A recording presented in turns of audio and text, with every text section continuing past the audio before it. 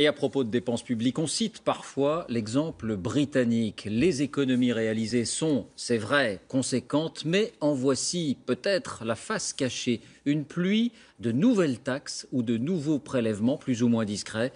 Tout devient payant. À Londres, Loïc Delamorne et Christophe Aubert. Officiellement, les impôts n'ont pas augmenté au Royaume-Uni. Mais le diable se cache dans les détails. Transport, écoles, services municipaux, santé. Pour compenser leur baisse de budget, les services publics ont trouvé la solution, faire les poches des contribuables et tous azimuts. Stationnement payant, 12% d'augmentation depuis l'an dernier. Droit de circuler dans Londres, plus 15%, passé à 15 € par jour. La jeunesse n'est pas épargnée, les cantines scolaires ont augmenté de 25%, les centres de loisirs comme les piscines publiques jusqu'à 71%. Les étrangers sont aussi mis à contribution. Certains visas ont augmenté de 50%, atteignant parfois près de 3 000 €. David Cameron est un hypocrite. Il dit qu'il n'augmente pas les impôts, mais il augmente tout le reste à la place. La tendance en ce moment est punitive. On se prend des amendes pour tout. Aujourd'hui, juste pour voyager entre 2 arrêts de bus, c'est 4 €. Qu'est-ce qui peut justifier des prix pareils?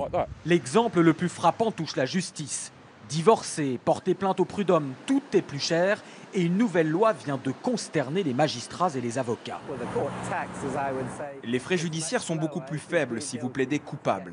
Si vous plaidez coupable, c'est 250 €. Si vous plaidez innocent, c'est 1 300 €. Alors beaucoup de gens préfèrent se déclarer coupables juste pour payer moins cher.